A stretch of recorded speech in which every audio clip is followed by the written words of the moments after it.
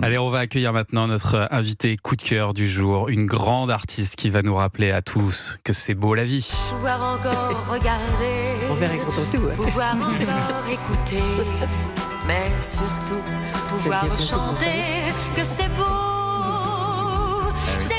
la vie. Ben oui, c'est beau la vie. Bonjour Isabelle Aubray. Bonjour. Et merci d'être là, c'est un bonheur de vous recevoir pour parler de votre seule en scène. On n'empêche pas un oiseau de chanter.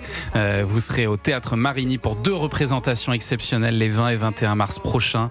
L'oiseau qu'on n'empêche pas de chanter, c'est vous en fait, Isabelle. Absolument. Écoutez, ce titre est arrivé tout à fait accidentellement parce que les gens, gentiment dans la rue, me disaient « Mais Isabelle, vous ne pouvez pas vous arrêter de chanter, vous ne chantez plus du tout. » Et j'ai répondu « Mais on n'empêche pas un oiseau de chanter. » Parce que mon petit père, comme très très petite, j'ai commencé à chanter tout le temps. Je chantais tout le temps. Donc, Et vous avez toujours cette envie-là. Il m'avait appelé ma petite Alouette. Ouais. Donc c'est la petite, voilà. Et donc j'ai trouvé que c'était bien. En même temps, ça rendait hommage à mon papa. Et vous avez toujours autant de bonheur à chanter aujourd'hui? Oui, en fait, le bonheur, c'est de partager. C'est de donner du bonheur, justement. Ouais. Et un peu comme vous, quand vous préparez quelque chose, c'est pour faire plaisir. Eh bien, moi, ce spectacle, c'est pour faire plaisir. C'est pour lutter contre l'oubli. Ouais. Je ne veux pas qu'on oublie Ferrat, je ne veux pas qu'on oublie Brel, ni Aragon, ni ces auteurs qui ont écrit des merveilleuses chansons. Alors, je monte sur scène, je raconte, alors pour la première fois, je vais parler, ce qui est extraordinaire pour moi, parce que on m'a toujours reproché de ne rien dire. J'enchaînais les chansons parce que je voulais un maximum donner au public les chansons et les auteurs. Et là, je vais parler. Ah oui, c'est aussi un peu du théâtre. Et c'est la panique, oui, c'est la panique. Et alors, comment vous avez sélectionné dans vos souvenirs et dans vos 70 ans de carrière? Eh bien, écoutez, c'est très compliqué. C'est très compliqué parce qu'il y a une limite de temps. Ben oui. Et il y a forcément des choses qui vont disparaître et des gens qui vont dire, mais en même temps, je vais y aller spontanément. Ouais. Il y a un jour, je vais dire ça, un autre jour, je vais parler de quelqu'un d'autre. Parce que c'est impossible de tout dire en 1h30. J'imagine que vous avez parlé de la chanson qu'on vient d'entendre, C'est beau la vie, votre premier succès quand même, Isabelle, écrit par Michel Sanlis, composé évidemment par Jean Ferrat. Une chanson qui vous a écrite à un moment un peu compliqué de votre vie, hein, parce que vous veniez d'avoir un accident de voiture, c'est ça? Oui, en fait, c'est moi qui l'ai demandé parce que, encore une fois, vous savez, le public est merveilleux. C'est grâce à lui, dans la rue. C'est toujours dans la rue que ça se passe. Les gens me disaient « Comment allez-vous, Isabelle ?» Alors je marchais tant bien que mal avec des cannes. J'avais sans doute un petit air fragile. Je disais « Ça va bien, ça va très bien. » De toute manière, ça va toujours très bien. Ouais.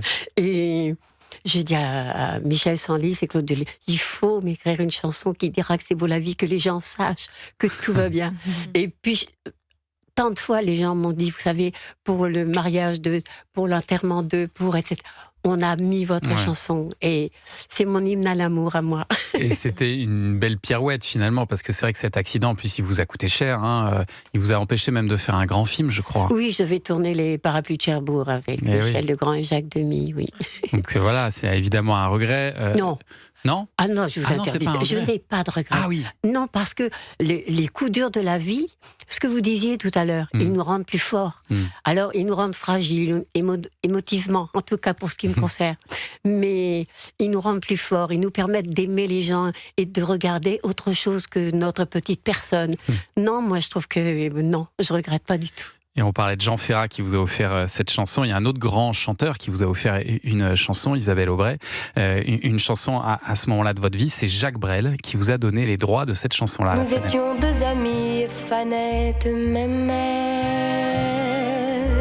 La plage était déserte et mentait sous juillet. Brel, dont vous avez fait la première partie à l'Olympia. J'ai vu ça en 63. Ça a été une rencontre importante pour vous aussi, Jacques Brel. Oui, c'est une rencontre importante. C'est effectivement, de toute façon, honnêtement, il n'y a pas de mauvaise rencontre. Il n'y a pas de petite vie, il n'y a pas de petites histoires. Je vais vous raconter une petite anecdote. Un jour, dans un gala en plein air, il y avait un monde fou. Il y a une petite jeune femme qui vient me voir. Elle me montre un petit couteau. Et elle me dit, j'ai travaillé à côté de vous à l'usine et je coupais les fils avec ce couteau-là. Je vous le donne. Alors, il est dans ma vitrine.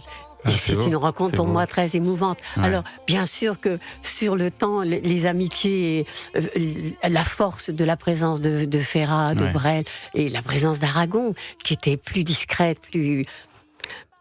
Enfin, je le voyais moins souvent, mais tout ça, ce sont des souvenirs qui me rendent forte, et c'est pour ça que j'ai envie d'en parler. Et puis vous revenez aussi sur votre enfance, Isabelle Aubray. Avant de faire votre grande carrière dans la chanson, vous avez été championne de France de gymnastique. On le voit d'ailleurs, hein, vous avez cette tenue de la gymnaste. Vous êtes née dans une famille modeste, vous aviez 10 frères et sœurs. Vous avez commencé à travailler très jeune, d'ailleurs, comme Yazid, à 14 ans. Mais vous avez quand même pu faire du théâtre, de la danse, du chant. Vos parents, ils vous encourageaient à vous épanouir comme ça dans les arts, dans le sport.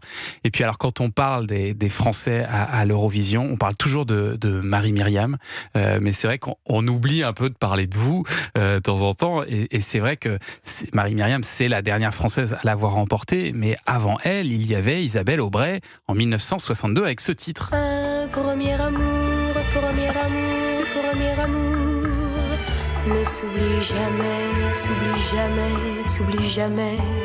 Un premier amour, on le cherche toujours. Ça, c'est un souvenir merveilleux, j'imagine, l'Eurovision. Oui, puis écoutez, j'avais 20 ans, 22 ans, Ouais. et quand j'ai dit je vais gagner, on me disait quand même c'est une petite chanson, on peut pas dire que c'est une grande chanson, mais je dis mais je vais gagner, je le sais. Et en réalité, quand je pense à ça aujourd'hui, je me dis pour tout le monde, un premier amour ne s'oublie jamais. Et c'était enfantin de dire ça avec autant de sincérité, de persuasion. Et j'ai gagné à cause du titre, à cause de la vérité du fait. Alors bien sûr, j'étais mignonne, j'avais une petite robe jolie, tout ça, mais c'est d'abord la l'histoire. chanson. Oui, Ouais. oui, c'est l'histoire. J'ai vu que vous allez même refaire l'Eurovision une seconde fois, ça c'est extrêmement rare. Ah oui. Vous avez refait l'Eurovision, là cette fois-ci vous finirez 3e derrière Cliff Richards pour le Royaume-Uni et l'Espagne avec le titre La La La. Je pense que ça devait être un formidable titre. Troisième, c'est super bien quand même. Ah oui, c'était avec La Source. Mais figurez-vous que La Source a été un énorme succès, beaucoup plus important que Premier Amour. Et d'ailleurs, vous retenterez plusieurs fois de participer à l'Eurovision. Vous voulez pas le faire le prochain? Oui, on aurait parce que besoin, je trouve qu'en ce moment, c'est un peu difficile pour On a la beaucoup France. de mal, hein, on a beaucoup de Mais mal. vous savez que je suis insupportable. J'ai toujours participé à des radios crochets, des concours, parce que je trouve que participer à quelque chose, c'est être vivant. Ouais. Pourquoi je me jette dans cette aventure aujourd'hui? Mais c'est une folie. Je vais avoir 88 ans, je pourrais rester tranquille, aller au cinéma, au théâtre, rencontrer Dieu. C'est vrai, je suis terrorisée, j'ai un trac fou, mais c'est merveilleux de se jeter dans une aventure et d'avoir encore envie de donner du bonheur, de partager. Oui, écoutez, je crois que j'aurai 10 ans toute ma vie. C'est beau. Vous allez nous faire Vous pleurer. énergisez le studio, c'est... Ah oui, on est. incroyable. Il y a plus, Elle est phénoménale. On vous écoute. Elle est phénoménale, Isabelle. Et alors, il faut expliquer que vous avez tourné aussi partout dans le monde. Hein. Vous avez fait des concerts partout dans le monde, au Canada, en Tunisie, en Allemagne, en Russie, au Japon. Au Japon, vous avez même été, alors ça, j'avais du mal à le croire, vous avez été élue par le public meilleure chanteuse du monde en Et 1980. meilleur interprète le même jour. C'est magnifique, ça, quand même. Oui, et je sais que c'est à l'unanimité parce que Juliette Gréco faisait partie du jury. Ouais. Et elle m'a dit, je t'assure, tu peux me croire. Et je faisais partie du jury, c'est à l'unanimité. J'étais très fière quand même. Ah bah voilà, si vous voulez aller voir la meilleure chanteuse du monde, vous savez ce qu'il vous reste à faire. Allez au Et théâtre. après manger les meilleures pâtisseries du monde. Voilà. D'abord le théâtre Marigny les 20 et 21 mars. On n'empêche pas un oiseau de chanter avec Isabelle Aubert sur scène. Aubray. Qu'est-ce que je raconte? Ah, Pardonnez-moi. enfin. Pardonnez-moi. Non, pas Jean-Louis Aubert. Je confondu avec Jean-Louis. Isabelle Aubray sur scène, ça va être un grand moment. Vous avez le trac, c'est normal. Oui. Mais vous allez être magnifique une fois de plus En sur tout cas, scène. je vais être sincère, ça c'est sûr. Ah, voilà, c'est ça qui compte. Yazid Hichem-Rahen, le film À la belle étoile de Sébastien Tullard, c'est à voir donc sur Netflix. Merci beaucoup d'être venus tous les deux sur Europe 1.